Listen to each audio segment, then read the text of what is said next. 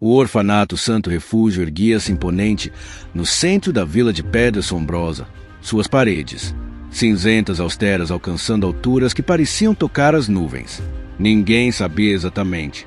Quando o muro que cercava a propriedade havia se tornado tão alto, parecia crescer a cada ano, como se alimentado por alguma força oculta e insaciável.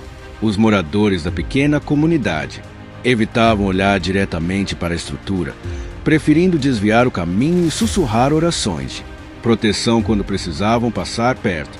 Nina tinha apenas 6 anos quando foi deixada nos portões do orfanato.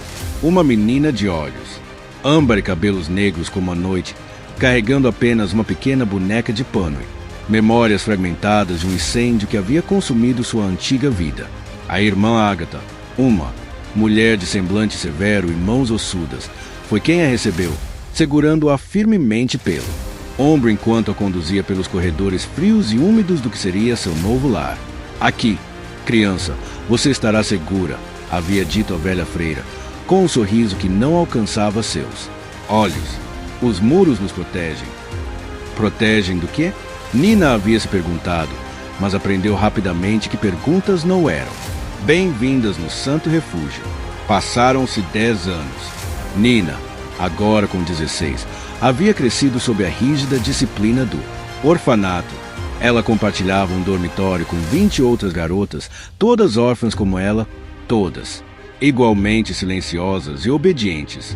Haviam sido treinadas para isso. O silêncio era uma virtude. A curiosidade um pecado imperdoável. E os muros, aqueles imensos muros de pedra escura que circundavam o orfanato, eram a única garantia de sua sobrevivência. Os demônios estão lá fora, o padre Marcos repetia durante as longas homilias diárias. Eles aguardam os impuros, os questionadores, os rebeldes. Agradeçam pela proteção que lhes é concedida.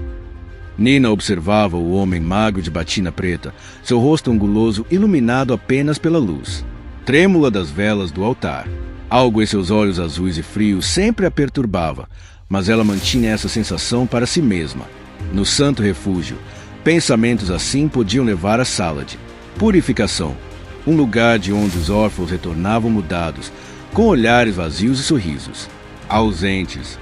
Toda lua nova, uma cerimônia ocorria no pátio central do orfanato. As freiras e o padre Marcos selecionavam um dos órfãos, sempre o mais velho, para o que chamavam de ascensão. Era considerada uma grande honra. O escolhido era vestido com túnicas brancas imaculadas, coroado, com flores silvestres levado ao topo do muro, onde uma pequena porta de ferro negro era aberta. Ninguém jamais retornava. Eles foram acolhidos pelos anjos, explicavam as crianças mais novas, que ainda choravam nas primeiras cerimônias que presenciavam. Um dia, quando forem purificados o suficiente, vocês também serão escolhidos. Nina sabia que sua vez estava próxima. Ela seria a próxima a completar 17 anos, a idade da ascensão. As noites insones multiplicavam-se enquanto ela observava o muro pela janela do dormitório, questionando se soube o que realmente existia do outro lado. Seriam mesmo demônios, como lhes ensinavam desde pequenos. Por que, então, enviar crianças para lá? Foi Lucas, um garoto de 12 anos recém-chegado ao orfanato, que acendeu a fagulha final de rebeldia em Nina. Ao contrário da maioria, que chegava quebrada e assustada, Lucas tinha olhos vivos e questionadores. Ele não abaixava a cabeça durante as orações. Certa tarde, Nina o encontrou desenhando um muro em um pedaço de papel roubado da sala da irmã diretora. "O que você está fazendo?" sussurrou ela, alarmada, olhando ao redor para certificar-se de que ninguém os observava no pequeno jardim interno. "Estou planejando uma fuga", respondeu o menino com naturalidade, como se discutisse o cardápio do jantar. "Este lugar não é um orfanato, é uma prisão. E aquele muro não é para nos proteger, é para nos conter." Nina deveria tê-lo denunciado. Era o que se esperava dela após anos de doutrinação. Em vez disso, sentou-se ao lado dele, sentindo o coração acelerar com uma mistura de medo e excitação. "Por que acha isso?" Lucas apontou para o desenho, onde havia marcado pequenas aberturas quase imperceptíveis na Base do muro. São dutos de ventilação. Eu os vi quando me mandaram limpar as folhas caídas, perto da seção norte. Por que um muro precisa respirar? Nina. A pergunta perseguiu-a por dias, enquanto ela observava com novos olhos a rotina do orfanato. Começou a notar detalhes perturbadores, como as freiras trancavam os depósitos de comida à noite, não para impedir que as crianças roubassem, mas como se temessem que algo entrasse. Os estranhos símbolos entalhados nas molduras das portas e janelas, o cheiro adocicado que emanava da pequena capela nas noites de lua nova, antes das cerimônias de ascensão. Sua ascensão estava marcada para dali a 3 dias. Nina sabia que precisava descobrir a verdade. Antes disso, na calada da noite, ela e Lucas escaparam do dormitório e dirigiram-se à seção norte do muro, onde o menino havia identificado os dutos de ventilação. O que encontraram foi muito mais perturbador. Não eram simples aberturas para a circulação de ar, mas pequenas galerias que pareciam se estender horizontalmente através da espessa estrutura. Pequenas o suficiente para uma criança passar, mas não um adulto. Vê? É uma passagem, sussurrou Lucas, seus olhos brilhando à luz fraca da lua crescente. Wise, para onde leva? Nina sentiu um calafrio percorrer sua espinha quando notou marcas de arranhões nas bordas da abertura, de algo tentando entrar ou sair. Precisamos saber o que acontece nas cerimônias de ascensão, decidiu ela. E só há uma maneira de descobrir. Na noite seguinte, enquanto todos dormiam, os dois se esgueiraram até a pequena capela anexa ao orfanato. Esconderam-se atrás do altar, entre sombras e estátuas de santos de expressões. Torturadas, esperando que algo acontecesse. Horas se passaram até que a porta rangeu, revelando o padre Marcos e a irmã Ágata, seguidos por 2 outras freiras que carregavam pesados livros, encadernados em couro escuro. A menina está pronta? Perguntou o padre, sua voz ecoando no espaço vazio. Sim, ela será perfeita, respondeu Ágata. 17 anos. Pura, questionadora, mas isso apenas intensificará o sabor. Nina cobriu a boca para sufocar um grito, enquanto Lucas apertava sua mão com força. E o novo, o menino que chegou há pouco. Ainda não está maduro, mas tem potencial. Vejo o fogo em seus olhos. O padre Marcos abriu um dos livros sobre o altar. À luz das velas, Nina conseguiu vislumbrar páginas amareladas cobertas por símbolos estranhos e ilustrações grotescas de criaturas que pareciam saídas dos piores pesadelos. Os antigos ficam inquietos, murmurou o religioso. O sacrifício deste ciclo deve ser especialmente potente. A garota tem medo, o medo tempera a carne. Ela suspeita, confirmou a irmã Ágata. Sempre foi observadora demais para seu próprio bem. Nina não esperou ouvir mais. Puxando Lucas, começaram a recuar lentamente em direção a uma pequena porta lateral. Mas o menino tropeçou em uma vela caída e o som alertou os adultos. Peguem-nos! Bradou o padre Marcos, seu rosto transformado por uma fúria inumana. A perseguição pelos corredores do orfanato foi frenética. Nina e Lucas correram como nunca, enquanto os sinos de alarme começavam a tocar, acordando todo o edifício. Por instinto, dirigiram-se aos dutos na base do muro. Era sua única chance. Você primeiro, ofegou Nina, ajudando Lucas a entrar na abertura estreita. O menino hesitou. E você? Vou logo atrás, prometeu ela, empurrando para dentro quando ouviu os passos dos perseguidores se aproximando. Lucas desapareceu na escuridão do túnel, e Nina preparava-se para segui-lo quando mãos fortes agarraram seus tornozelos, puxando-a para trás. A última coisa que viu antes de ser arrastada foi o olhar apavorado de Lucas, sumindo nas sombras da passagem secreta. Nina acordou em uma cela nas profundezas do orfanato, um espaço que não sabia que existia. As paredes de pedra úmida pareciam chorar, e correntes pesadas prendiam seus pulsos e tornozelos. Estava vestida com a túnica branca da Ascensão, e uma coroa de flores murchas havia sido colocada sobre sua cabeça. A porta da cela abriu-se, revelando o padre Marcos. Você quase arruinou tudo, disse ele, sua voz estranhamente calma. Mas talvez seja melhor assim. O medo dá sabor. O que vocês fazem com as crianças? Nina reuniu coragem para perguntar, embora já suspeitasse da terrível resposta. O homem sorriu, um sorriso que se estendeu demais para um rosto humano.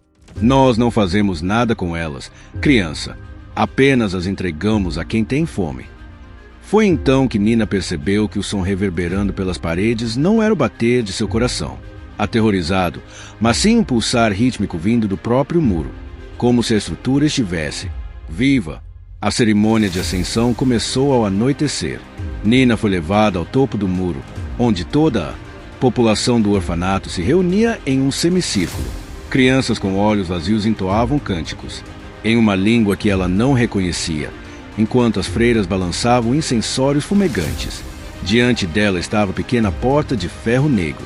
De perto, Nina podia ver que os ornamentos que a decoravam não eram arabescos, como sempre pensara, mas talhes detalhados de rostos infantis. Em agonia, através desta porta, anunciou o padre Marcos à Assembleia, nossa irmã encontrará a verdadeira libertação. Sua pureza alimentará os guardiões que nos protegem do mundo exterior, garantindo mais um ano de segurança para todos nós. Nina olhou para os rostos das crianças abaixo. Algumas choravam silenciosamente, outras observavam com a resignação de quem já compreende que o mesmo destino as aguarda. Foi quando notou um movimento na multidão, um pequeno vulto se esgueirando entre as freiras. Distraídas. Lucas. Ele havia retornado. O padre Marco segurou o rosto de Nina entre suas mãos ossudas. De perto, ela podia ver algo se movendo sob a pele do homem, como se vermes se contorcessem logo abaixo da superfície. Não tenha medo, sussurrou ele, seu hálito fétido fazendo-a engasgar. É uma honra ser consumida pelos antigos. Sua essência se tornará parte deles, parte do muro que protege a todos. Foi quando Nina compreendeu a terrível verdade. O muro não era feito apenas de pedra. Era feito de carne, ossos e almas.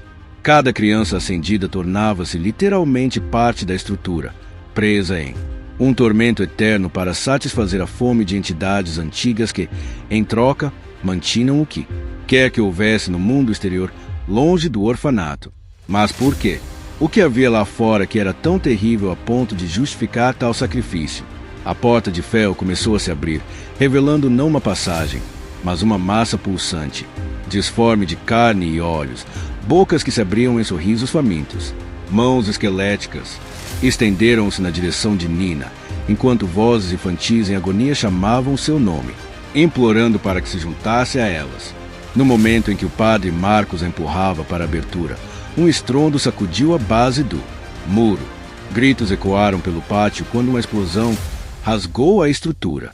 Lucas havia conseguido plantar algo, talvez materiais roubados da cozinha ou da sala de manutenção, nos dutos de ventilação. O caos que se seguiu deu a Nina a chance que precisava. Libertando-se do aperto do padre, ela o empurrou na direção da porta aberta. O homem gritou quando as mãos esqueléticas o agarraram, puxando para dentro da massa pulsante que começava a se espalhar, como se a explosão tivesse danificado o que quer que mantivesse a entidade contida. Nina correu a escadaria abaixo, encontrando Lucas no meio da confusão. Juntos, lideraram as crianças mais novas para os portões principais, normalmente trancados, mas agora abandonados pelas freiras que corriam desesperadas para conter a brecha no muro. "O que tem lá fora?" gritou Lucas enquanto empurravam os pesados portões de madeira. "Não importa", respondeu Nina. "Não pode ser pior do que aqui dentro." Os portões se abriram para uma cidade normal. Luzes de postes iluminando ruas pacatas. Pessoas caminhando tranquilamente nas calçadas. Carros passando. Um mundo comum, ordinário, sem qualquer sinal dos demônios que lhes haviam descrito durante toda a vida. As pessoas na rua pararam, chocadas ao ver dezenas de crianças em roupas de dormir saindo de um prédio que, de fora, parecia apenas uma antiga construção abandonada com um muro relativamente baixo. Nada do imenso monstruoso que Nina sempre vira do lado de dentro. "O que está acontecendo?" perguntou uma mulher, aproximando-se cautelosamente. "Vocês estão bem?" Nina não conseguia responder, sua mente lutando para processar a revelação. Atrás deles, o orfanato começou a colapsar sobre si mesmo, como se alguma força invisível estivesse implodindo a estrutura. Gritos sobrenaturais ecoaram enquanto o que restava do muro se contorcia de maneiras impossíveis para a pedra, revelando sua verdadeira natureza orgânica e viva. Sirenes soaram à distância. Pessoas começavam a se aproximar, oferecendo ajuda, chamando ambulâncias, olhando horrorizadas para o estado das crianças. Não havia demônios, murmurou Nina, caindo de joelhos enquanto observava o mundo que lhe fora negado durante toda a vida. Nunca houve. Lucas ajoelhou-se ao seu lado, segurando sua mão. Não, concordou ele, enquanto assistiam o orfanato desmoronar completamente. Os verdadeiros demônios estavam nos criando para serem devorados. Estavam nos fazendo acreditar que o mundo era horrível para que nunca quiséssemos sair. À medida que equipes de resgate chegavam e começavam a cuidar das crianças, uma verdade ainda mais perturbadora começou a emergir. Reportagens nos jornais locais mostravam fotos dos religiosos que administravam o orfanato, todas pessoas que haviam sido dadas como desaparecidas há décadas. O próprio padre Marcos era, na verdade, o primeiro órfão a ascender. Mais de 100 anos atrás, as investigações revelaram túneis subterrâneos conectando o orfanato a catacumbas antigas, onde rituais haviam sido realizados por séculos. Os verdadeiros demônios não eram criaturas do mundo exterior, mas entidades antigas que se alimentavam do medo da carne de crianças inocentes, usando seus devotos humanos para manter um suprimento constante de sacrifícios. O mais terrível foi descobrir que o muro gigantesco que Nina e todos os órfãos viam era, na verdade, uma ilusão coletiva, uma manipulação psíquica que as entidades usavam para manter seus rebanhos sob controle. De fora, o orfanato nunca pareceu nada além de um velho prédio, abandonado, com um muro comum que ninguém jamais questionou. E assim, em uma ironia final e cruel, Nina compreendeu. Os demônios não estavam mantendo o mundo de fora, estavam mantendo as crianças dentro. E o verdadeiro horror não era o que existia além dos muros, mas sim o que se escondia dentro deles, alimentando-se de gerações de órfãos que nunca souberam que a liberdade estava apenas a alguns passos de distância, além de uma barreira que existia apenas em suas mentes manipuladas.